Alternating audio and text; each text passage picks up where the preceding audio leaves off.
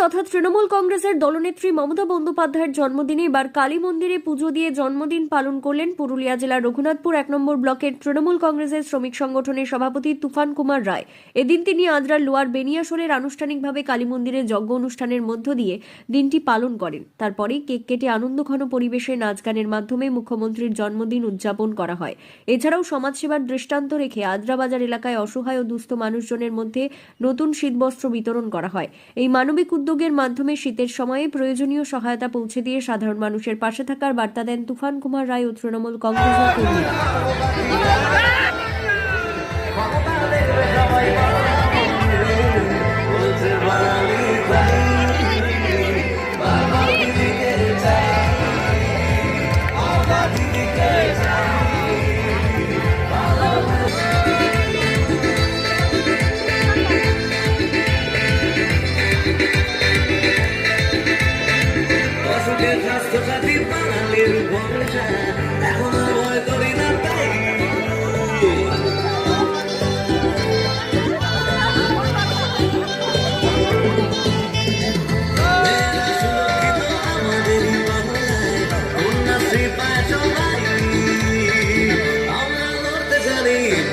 দিদি মনে বলছে মালি তাই বাবা দিদিকে চাই, বাবা দিদিকে চাই, বাবা দিদিকে চাই, বলছে মালি তাই।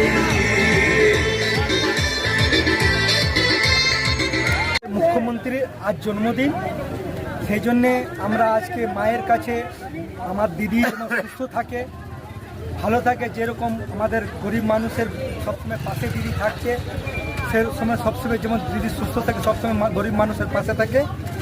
এই যে 2026-এ ভোট হবে, আমাদের পশ্চিমবঙ্গের সকল গরিব মানুষ দিদিকে আবার মুখ্যমন্ত্রী দেখতে চাই। সেটাই আমরা, যেমন দিদি সুস্থ থাকে, দিদি ভালো থাকে, দিদি যারা শত্রু তাদের বিনাশ হোক, সেই জন্যে আমরা আজকে দিদির নিয়ে শুভকামনা নিয়ে আমরা আজকে যজ্ঞ এবং পূজা করলাম।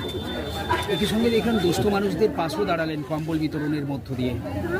আজকে আমরা দুস্থ মানুষদেরকে কম্বল বিতরণ, আজকে আমাদের এখানে মহিলাদের যে আবেগ, যে খুশি কি দিদি জন্মদিন এই ঠান্ডার মধ্যেও এসে করে ওরা এই আনন্দ করে পুজোর মধ্যে সম্মিলিত হয়ে এই কেক কাটা নিয়ে এত নাচ গান করে দিদির জন্মদিন পালন করলেন। আপনারা বুঝতেই পারছেন কি সাধারণ মানুষ দিদিকে কীরকম ভালোবাসে। 26-এ একটা বড় নির্বাচন, বিশেষ করে এই অঞ্চল থেকে কি আশা রাখছেন? আমরা 26-এ এই অঞ্চলে আমরা কম করেও 2000 ভোটে আমরা এই অঞ্চলে লিড দিব। আর আমি রঘুনাথপুর ব্লক 1 আইএনটিটিসি সভাপতি, আমি রঘুনাথপুর ব্লক 1 থেকে মিনিমাম এই 5000 ভোটে যে ক্যান্ডিডেট হোক তাকে 5000 ভোটে আমরা লিড দেওয়ার পুরো চেষ্টা করব।